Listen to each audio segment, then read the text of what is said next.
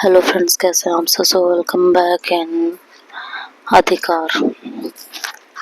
अधिकार के last part में हम सभी लोगों ने सुना कि आना और श्रेया ने अपना बयान दे दिया होता है और पुलिस उन्हें ढूंढने की कोशिशें जारी करती है। इधर अनन्या उसे उस जगह से लेके गायब हो चुकी होती है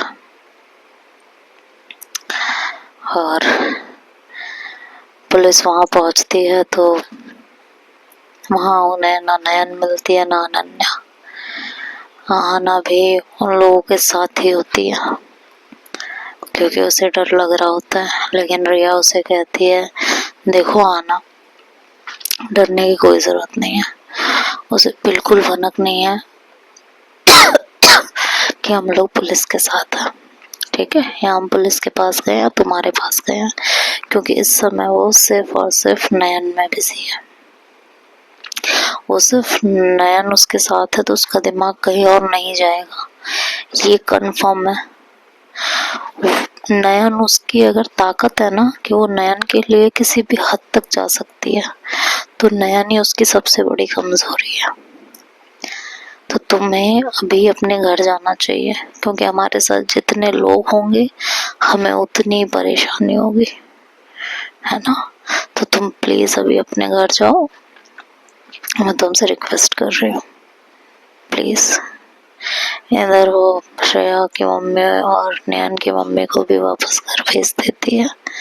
उसके साथ सिर्फ पुलिस, उसके खुद के पापा, नयन के पापा, श्रेया के पापा होते हैं। और वो श्रेया को भी कहती है कि तुम भी घर जाओ, जरूरत होगी अगर किसी चीज की तो मैं तुम्हें बताऊंगी। और हाँ, मेरा जीपीएस मैंने तुम्हारे फोन में वो कर दिया है, तो तुम्हें पता रहेगा मैं कब कहाँ हूँ। अगर कुछ भी दिक्कत होती है या मेरा जीपीएस बंद होता है, कोई भी प्रॉब्लम आती है, तो तुम प्लीज बैकअप लेके पहुंचना। उसके पापा कुछ एड्रेस देते हैं कि इस एड्रेस पे जाके तुम कहना, तो वहां से तुम्हें अच्छी खासी मदद मिलेगी। श्रेया आंटियों को लेके वहां से चली जाती है और आना को लेके आना को उसके घर छोड़ती है और फिर बाकी दोनों आंटियों को लेके अपने घर आ जाती है। पुलिस उस पूरे कमरे को तलाशती, पूरे फ्लैट को तलाशती है और फिर वो रेड रूम खुलता है। रूम में चारों तरफ नयन की फोटो, पागलपन की हर एक निशानी थी, लेकिन नयन वहां नहीं थी। पुलिस कहती है निकल गई वो, यहाँ से निकल गई। हॉस्टल चल के देखते हैं, क्या पता वहां गई हो। रिया हंसती है, कहती है आप लोगों को पुलिस में भर्ती किसने किया? मुझे तो हंसी आती है कभी कभी सोच के। पुलिस वाले उसकी शक्ल देखते कहते हैं आपको लगता है कि वो यहाँ से निकल के उसे हॉस्टल लेके जाएगी, हैं, जहाँ ऑलरेडी सबको पता है कि अनन्या नयन के साथ है। मैंने पूरे हॉस्टल में ये खबर फैला रखी है कि अगर अनन्या नयन के साथ यहाँ आती है तो इन्फॉर्म द पुलिस। आपको लगता है कि वो वहां जाएगी? सीरियसली? पुलिस वाले कहते हैं कि अक्सर यही होता है, हम जिस जहाँ की उम्मीद सबसे कम करते हैं ना, अपराधी वहीं मिलता है। रिया कहती है बस कीजिए, फिलहाल हमें इधर उधर भागने की जरूरत नहीं है। मैंने नयन के शर्ट के कॉलर के बटन में ये जीपीएस ट्रैकर फिट कर दिया था, ठीक है। उसकी नजर भी वहां नहीं पहुंचेगी, ना अनन्या की ना किसी और की। तो हम इस जीपीएस के थ्रू आसानी से नयन का पीछा कर सकते हैं। तो उसके पापा कहता है तुम्हें जीपीएस ट्रैकर कहाँ से मिला? कहती है पापा अंकल जी से। अंकल तो अक्सर इंस्टिंग ऑपरेशंस और डिटेक्टिव गिरी के लिए ये सब करते रहते थे, उनसे ही मिला, और कहाँ से मिलेगा। उन्होंने कुछ सीसीटीवी फुटेज देखे कि कहीं से कुछ और भी पता चले। रिया चुपचाप गुस्से में खड़ी हो गई कि मतलब मेरे बताने के बाद भी बेवजह के हाथ पैर मारे जा रहा है, खैर पुलिस वाले फिर जीपीएस ट्रैकर को ट्रैक करने लगे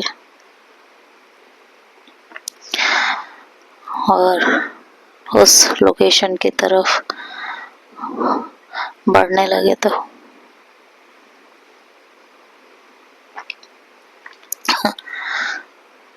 हाँ, सॉरी बीच में गैप ले रही हूँ क्योंकि कंटिन्यूसली बोलते हुए गले में थोड़ी दिक्कत होती है। तो उस ट्रैकर की ओर बढ़ने लगे। इधर नयन जमीन पर निढाल बैठी हुई थी, लेकिन अब नयन का दिमाग बहुत तेजी से चल रहा था। मन ही मन सोचने लगे कि अनन्या मुझे आसानी से जाने नहीं देगी, रिया तक पहुंचने का कोई रास्ता तो निकालना होगा, और वो भी अनन्या को भनक लगे बिना। किसी भी तरह मुझे रिया को बताना होगा कि हम कहाँ हैं, लेकिन कैसे? उसने अनन्या से बात करने का फैसला किया। उसने कहा, अनन्या मुझे माफ कर दो।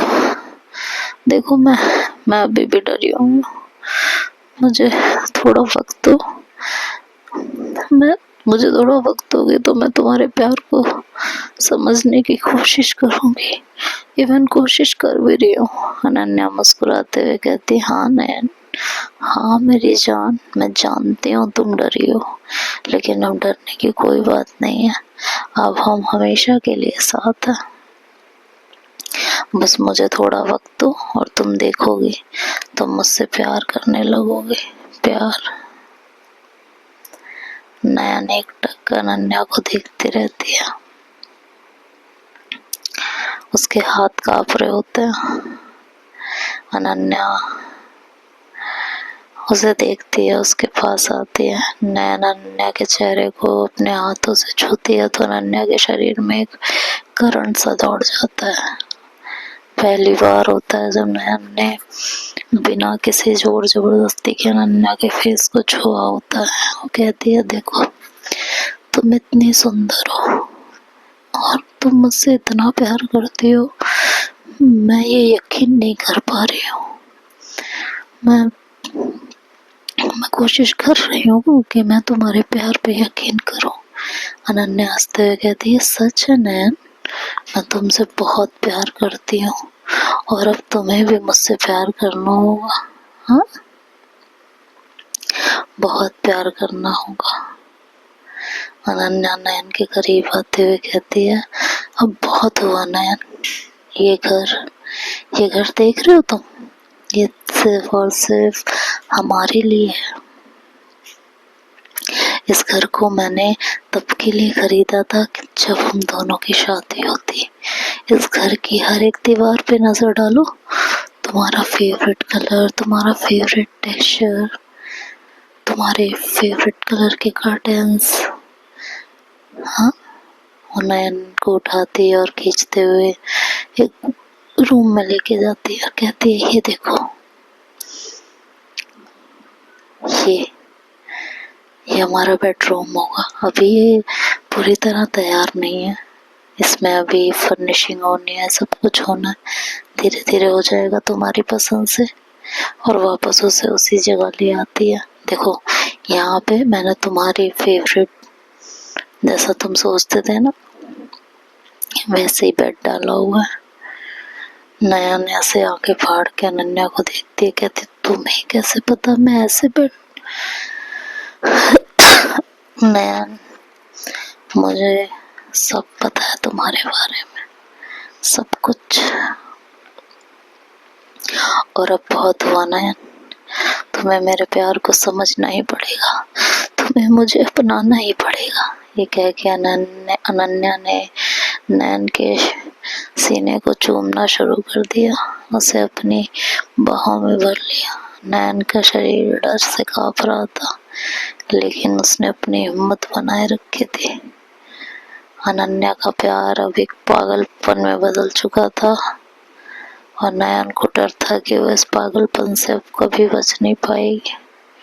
नयन की सांसें तेज हो रही थी और अनन्या का हर स्पर्श उसे एक ठंडी भयानक लहर से भर रहा था।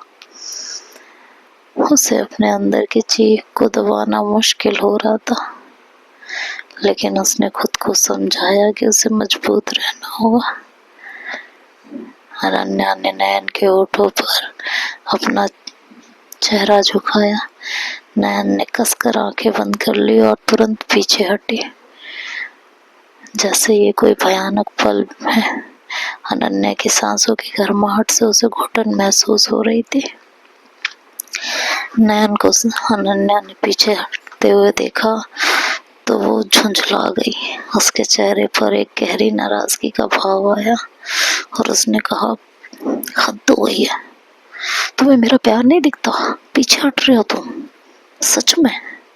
ये कह के उसने अपना स्कार्फ उतारा और नयन, जो बहुत कमजोर हो गई थी इतने दिनों में, इंजेक्शंस, अजीब सी मेडिसिन, खाना कभी खाया कभी नहीं, उसके हाथों को फटाफट बांधा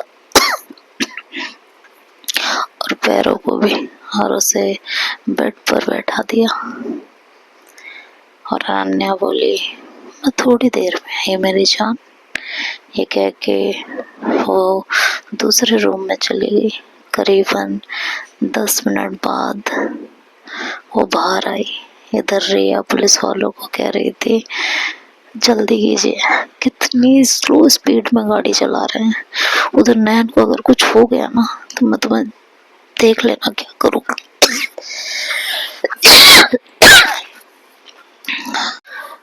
नयन नजर उठा के देखती है तो देखती है कि अनन्या एक दुल्हन की तरह तैयार हुई थी। उसे देखते ही नयन डर के मारे कांप जाती है। अनन्या नयन के पास आती है, बेहद पास, और उसके गले में अपनी बाहें डालती है। धीरे से उसे बेड पे लेटाती है और खुद उसके ऊपर आती है। उसके माथे को चूमती है, फिर उसके गले को चूमती है, फिर उसके होठों को प्यार से हल्के से अपने उंगलियों से छूती है और कहती है, अब सिर्फ मैं और तुम, और कोई भी नहीं।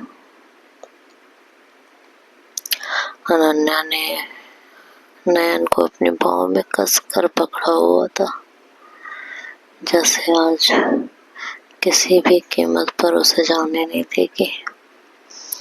आज बस अनन्या और नयन एक दूसरे के रहेंगे।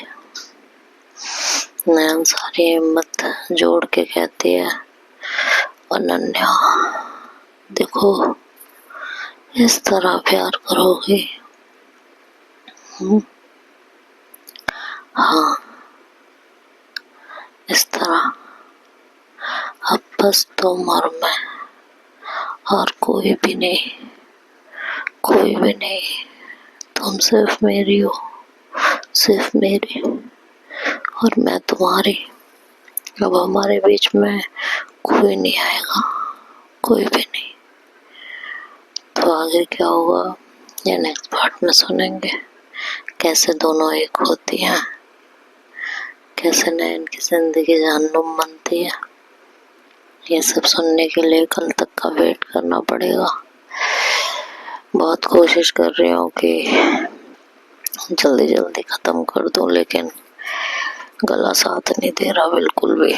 तो बाकी का पार्ट अब कल ही सुन पाएंगे। तब तक के लिए बाय बाय, टेक केयर।